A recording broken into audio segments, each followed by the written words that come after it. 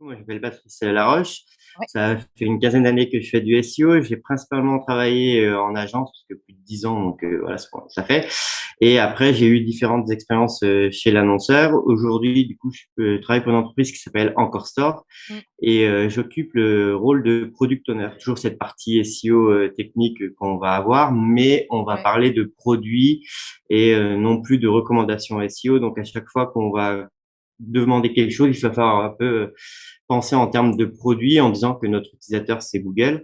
Ouais. L'avantage aussi que cette position est là, c'est que j'ai une équipe de 2 devs front et 2 devs back. Donc, Ok. dès qu'on commence à concevoir son produit, ses idées, eh ben, Mm. on peut lancer en production très, très rapidement. Comment as-tu découvert le SEO? Alors, il y a très, très longtemps, en fait, Ouais. j'étais animateur, modélisateur 3D Ouais. et j'ai eu envie de changer d'orientation et Ouais. j'ai fait du coup une année en alternance Ok. où c'était concentré sur tous les métiers du web. En fait, c'est un métier que je trouve hyper intéressant. Parce que je pense que ce serait une mauvaise conception du SEO que de se dire qu'en gros, c'est cloisonné à un seul aspect, en fait. Quels seraient pour toi en fait les points distinctifs de travailler dans une entreprise licorne?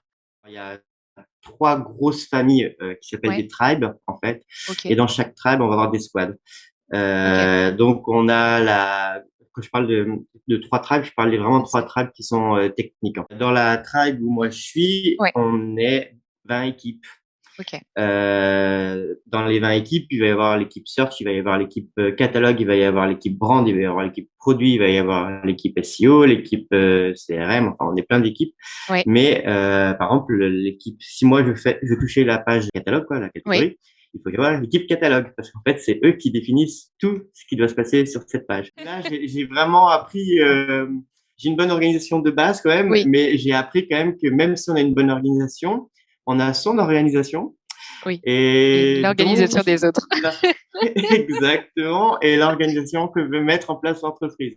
Donc, Oui. pour moi, la licorne, ça a vraiment été ça. Deuxième autre point qui, moi, m'a pas mal changé. Oui. J'ai travaillé avec un engineering manager. Ça change beaucoup de choses. Et puis, le côté aussi, on va pas se mentir, les licornes, elles ont de l'argent aussi, entre Mm. guillemets. Donc, ça donne une flexibilité aussi sur Mm. beaucoup de choses. Elles sont beaucoup plus enclins à faire des tests. Ouais. Après, je pense que même sur ça, typiquement sur une société classique, ça pourrait être fait. C'est juste que dans une société classique, on est vraiment plus orienté rentabilité extrême, je dirais.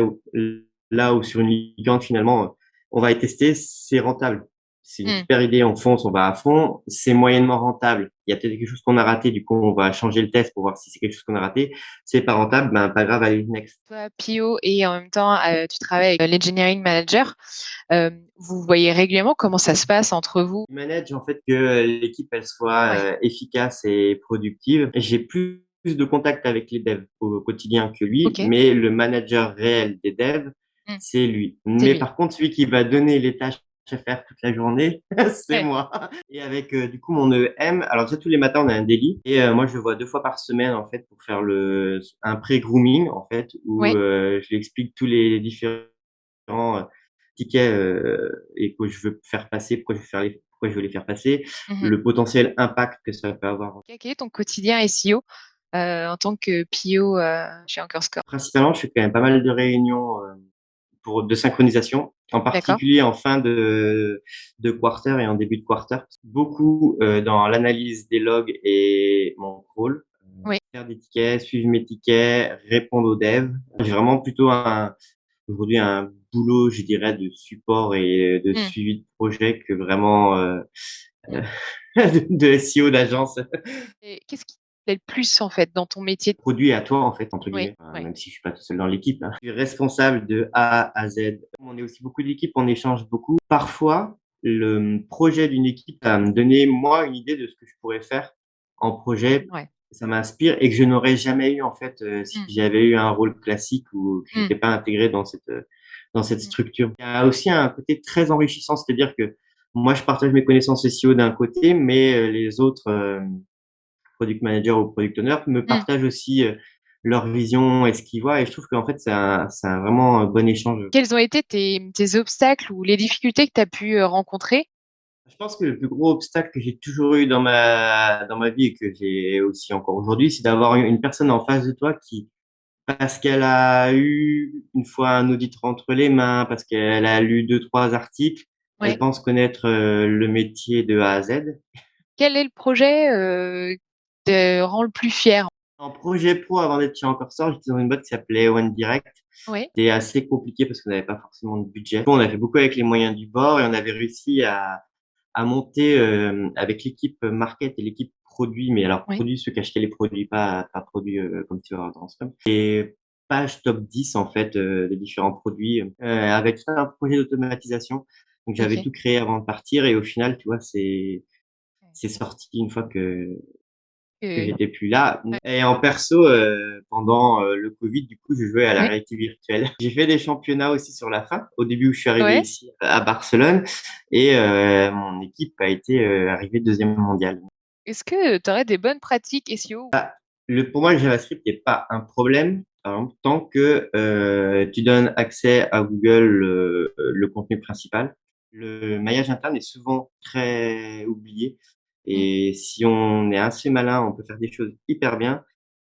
Chez OneDirect, par exemple, tu vois, j'utilisais Yotex Guru pour faire tout mon Oui. maillage interne. Si ton maillage, il est fait de manière intelligente, aussi bien pour Google Mmh. que pour un internaute lambda, Ouais. c'est pas plus mal aussi, finalement. Mmh.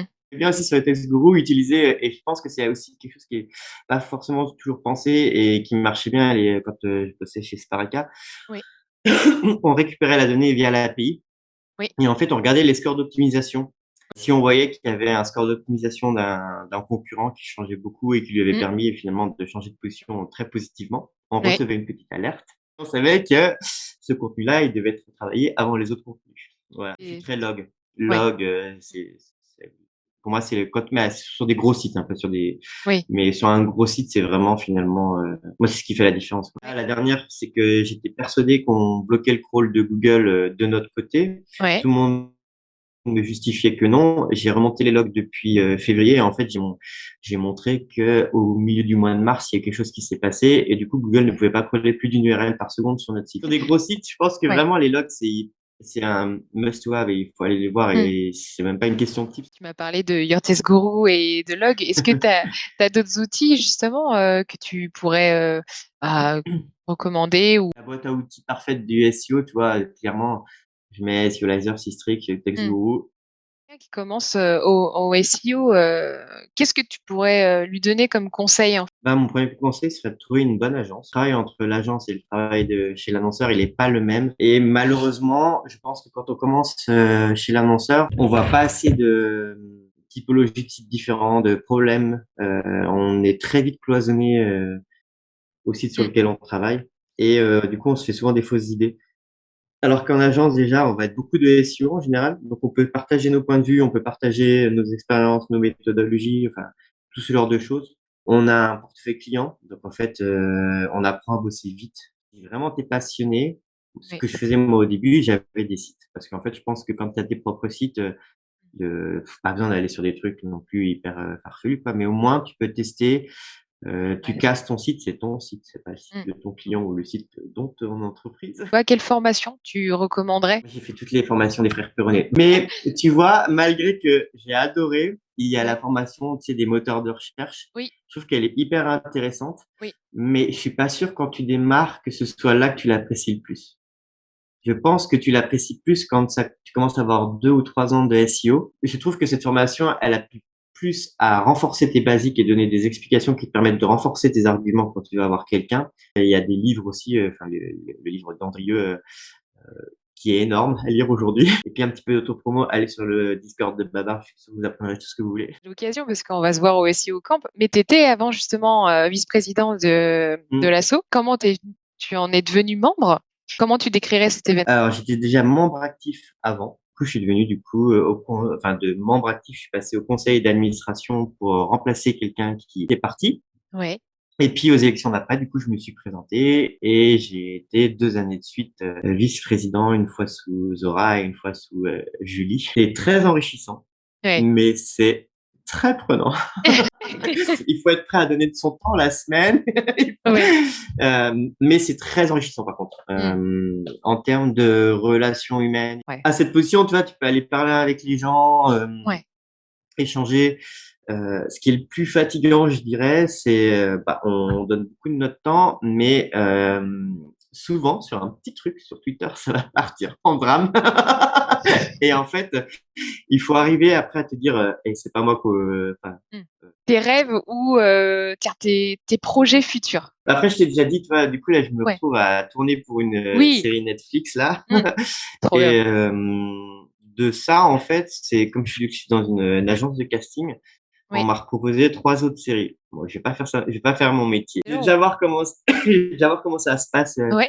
sur The Crown là. Ouais. Et si ça se passe bien, je me dis pourquoi pas faire ça ponctuellement. On va commencer aussi en interne à développer des outils en interne plus poussés que ce qu'on a aujourd'hui, tu vois. Peut-être freelance, je sais pas trop en fait. Ouais. Je vis au jour le jour.